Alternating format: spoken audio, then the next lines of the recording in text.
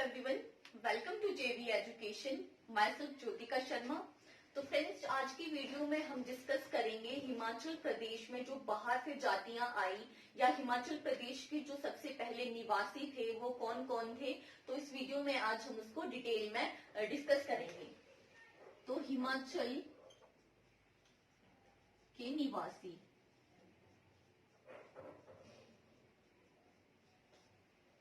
हिमाचल के निवासियों में जो सबसे पहले हम करेंगे वो करेंगे कोल, जिनको कि दास और दस्यू के नाम से भी जाना जाता है।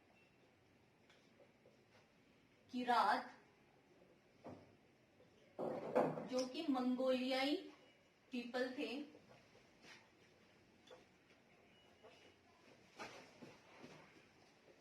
इसके बाद खस आर्य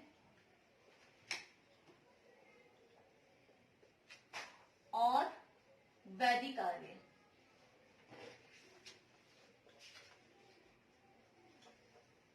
ठीक है।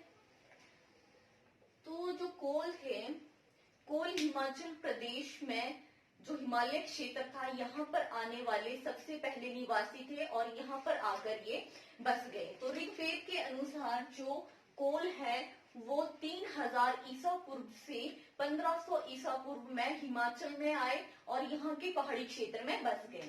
तो ये आए थे 3000 ईसा पूर्व से 1500 ईसा पूर्व में। और यहां से जो क्वेश्चन पूछा जाता है मैक्सिमम टाइम वो है कि ऋग्वेद के अनुसार हिमाचल प्रदेश में आने वाली सबसे पहली जाति कौन सी थी। तो वो थी हमारे पास कोल। हिमाचल में हिमाचल की सबसे पहली जाति। और अब हम देख लेते हैं कि जो इनके नाम है, क्योंकि यहाँ पर भी बहुत बार कंफ्यूजन होता है। जो कोल है इनको दास, दस्यु, निषाद और नाग, यक्ष, किन्नर, चमनाग, दमनाग इन सब नामों से जाना जाता है। तो आपने कंफ्यूज नहीं होना है, ये सब नाम कोलों के ही हैं। ठीक है। दास, दस्यु, निषाद। ठीक है। कोल। और जो वैदिक पूर्व का काल था, वैदिक काल जो पहले का काल था, उस समय इनको वैदिक पूर्व जो है इनको निषाद, दास और दस्यु के नाम से जाना जाता था। और वैदिक काल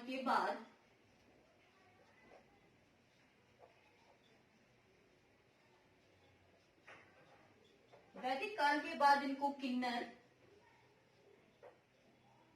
नाग और यक्ष के नाम से जाना गया। और जो किन्नौर और लाहौल स्पीति है, जहां पे जो कि उप हिमालय क्षेत्र का भाग था, वहां पर इनको चमनाग और दमनाग के नाम से आज भी जाना जाता है। ठीक है। लाहौल स्पीति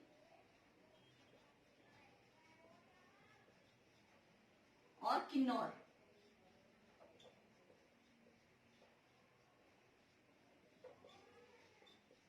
इनको चमनाग और दमनाग के नाम से जाना जाता है। ठीक है।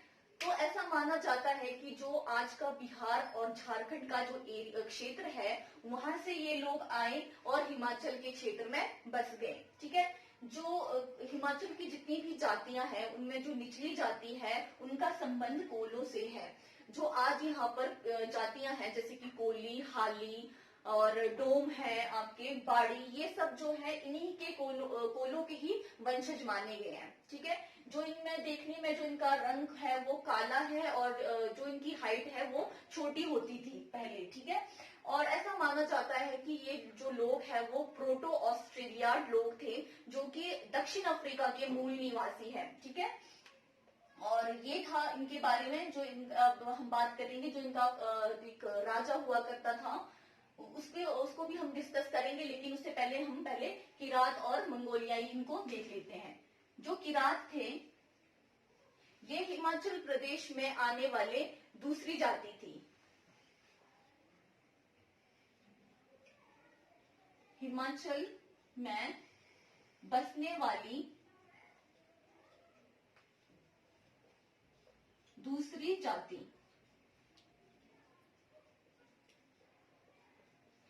तो कोलो के बाद जो है वो यहाँ पर किरात आए, और जो किरात थे, किरात हिमाचल प्रदेश के जो उप हिमालय क्षेत्र था, जैसे कि किन्नौर और लाहौल स्पीति का जो एरिया था, वहां पर आके किरात बस गए। तो किरातों का हमें पता चलता है महाभारत काल में जो है इनकी बहुत ज्यादा चर्चा की गई है, जिसमें कि इनका जो अर्जुन था, वहां पर जो किरातों का उससे युद्ध हुआ है। और एक मान्यता के अनुसार ये भी कहा जाता है कि जो भगवान शिव जी थे वो किरात रूप में आकर अर्जुन के साथ उनका युद्ध हुआ था। तो किरात जो है ये किन्नौर और लाहौल स्पीति के एरिया में बसे।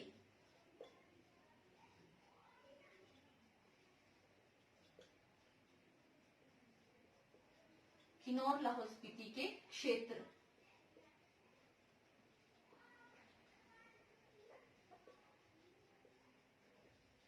ठीक है। एक महाकवि हुए हैं भारवी।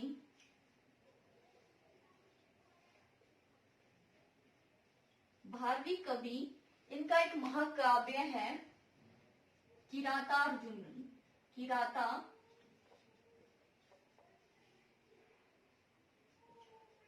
किरातार्जुनियम, जहां पे इन्होंने किरातों का जो है जिक्र किया है।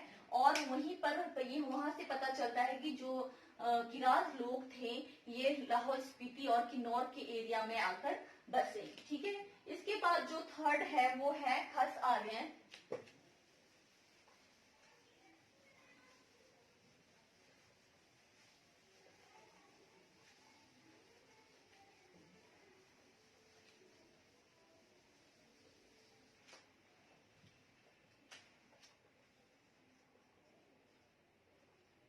खस आर्य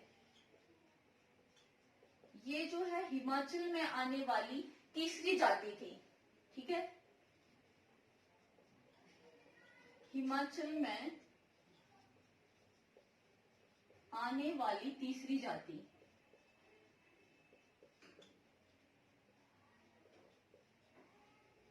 तो कोलो और किरातों के बाद जो है वो खस लोग आए। और यहाँ पर ये लोग कहाँ से आए, ये भी क्वेश्चन कई बार पूछा जाता है। तो ये लोग सेंट्रल एशिया से हिमाचल में आए थे। ठीक है। मध्य एशिया,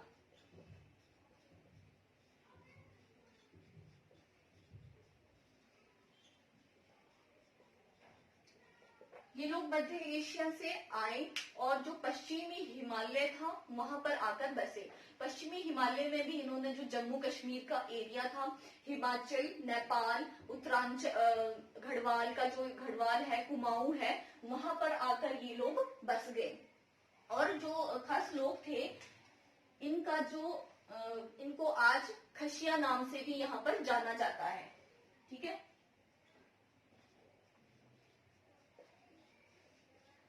खशिया नाम से हिमाचल में इनको जाना जाता है।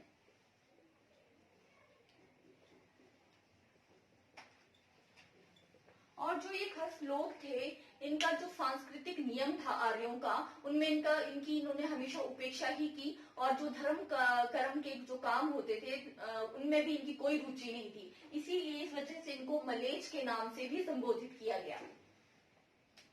ठीक है। मलेच।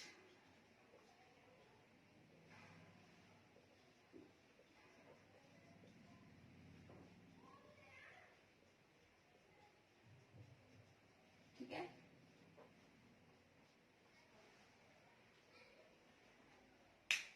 तो ये थे हमारे जो की तीसरी जाति थी। इसके बाद जो आर्य आए वो थे वैदिक आर्य।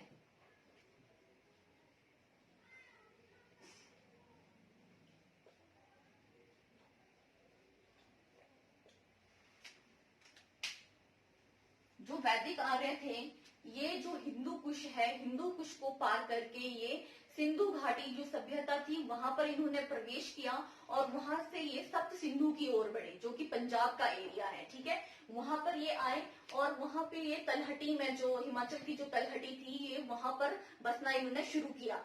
लेकिन वहां पर बसने में भी इनको जो है 400 वर्षों का समय लग गया। और वहां पर इनका जो युद्ध था, जो कि हिमाचल प्रदेश में पहले सी जातियां थी जैसे कि कोल, किरात, खस वगैरह, इनसे इनका सामना हुआ।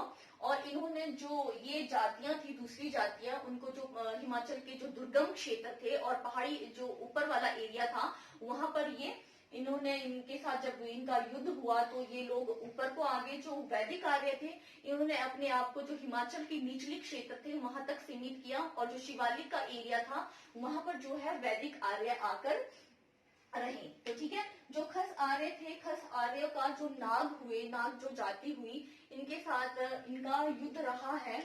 और इनमें एक कुल्लू में जो भुंडा उत्सव मनाया जाता है, वहां पर भी इसका जिक्र किया जाता है, ठीक है। ऐसा माना जाता है कि जो वहां की जो नाग जाति, एक बेड़ा जाति है, ठीक है।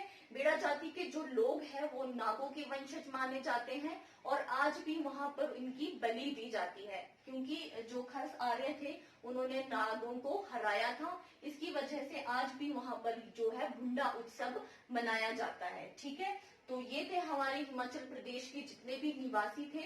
इसके बाद जो एग्जाम पॉइंट ऑफ व्यू से जो इम्पोर्टेंट चीज है वो है जो पोलो का जो दस्यु थे, उनका जो राजा हुआ है शांभर, और जो आर्यों का राजा था दिवोदास, उनके बीच में जो युद्ध था वो इम्पोर्टेंट है। अब हम उसको देखते हैं।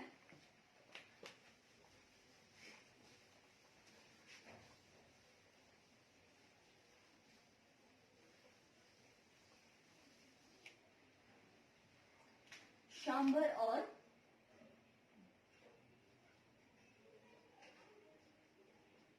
दिवोदास युद्ध,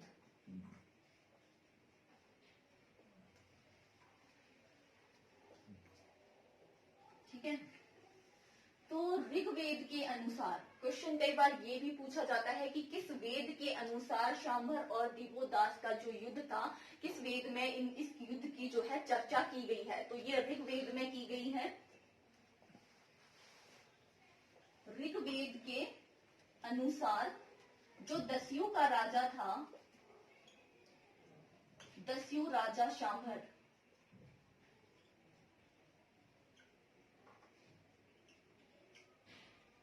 दस्यु राजा शांभर और आर्य राजा दिवोदास, आर्य राजा दिवोदास के बीच 40 वर्षों तक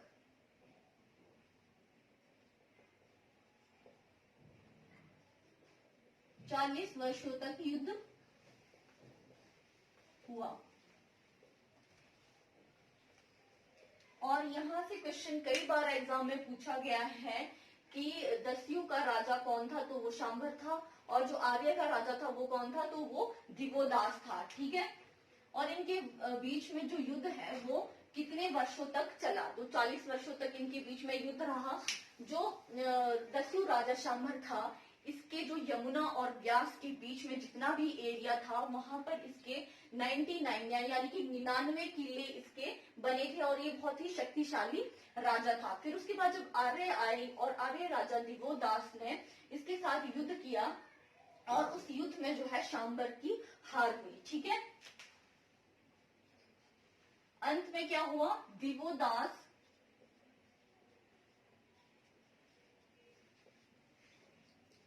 दिवोदास ने शांभर का वध किया।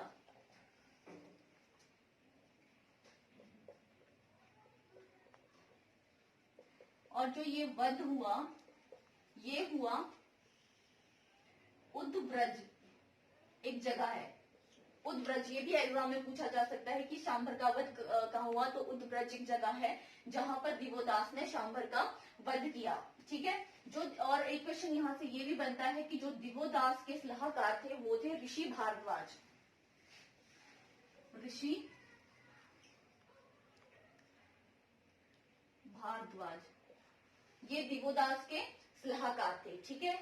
और शांभर के साथ में जो यहाँ पर एक और था, इसका जो सहयोगी था वो था वैरची, जिसका भी यहाँ पर वध हो गया था उद्ब्रज में। तो ये एग्जाम पॉइंट ऑफ व्यू से इंपॉर्टेंट था, शांभर और दिवोदास का युद्ध। और एक और युद्ध है जो कि पूछा जाता है, वो था दशराज के नाम से जिसको जाना जाता है, जो कि 10 आर्यों के बीच में और जो वैदिक आर्य था पुरु, राजा पुरु का, उसके बीच में ये युद्ध चला था।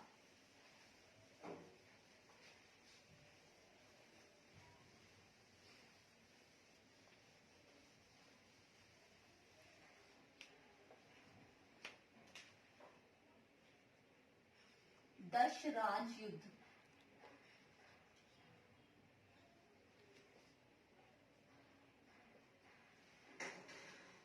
तो जो दशराज युद्ध है, इसमें ये कहानी है कि जो एक मतलब आर्य थे, जो वैदिक आर्य था, वैदिक आर्यों का एक शक्तिशाली राजा हुआ करता था, राजा ययाति, ठीक है, जिसने सरस्वती नदी के किनारे में अपने एक राज्य की स्थापना की थी और वो बहुत शक्तिशाली राजा था।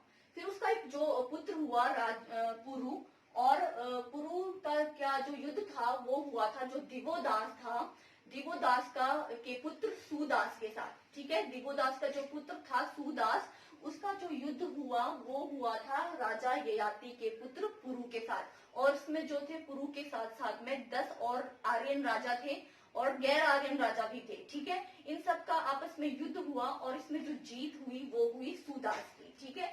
तो सुदास जो था वो सबसे शक्तिशाली यहाँ पर राजा बन गया था और इसी को जो है दशराज युद्ध के नाम से जाना गया, ठीक है। तो राजा ययाति के पुत्र पुरु, पुरु और दिवोदास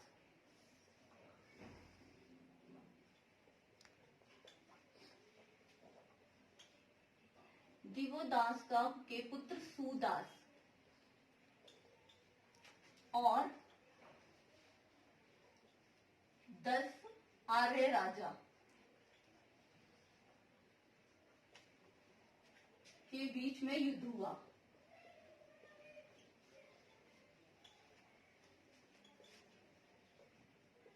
और सुदास की इस पे जीत हुई है, जिसे दशराज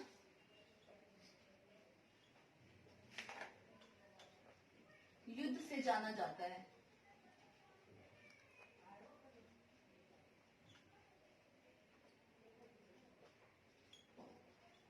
ठीक है, इसमें जो एग्जाम पॉइंट ऑफ व्यू से इंपॉर्टेंट चीज थी वो थी कि जो दशराज युद्ध है वो क्या है, आपसे पूछा जा सकता था कि ये किस किस के बीच में ये युद्ध हुआ, ठीक है। तो ये था आज की वीडियो के लिए। तो अगर आपको ये वीडियो पसंद आती है तो प्लीज आप इसे लाइक, शेयर एंड सब्सक्राइब करिए। Thank you.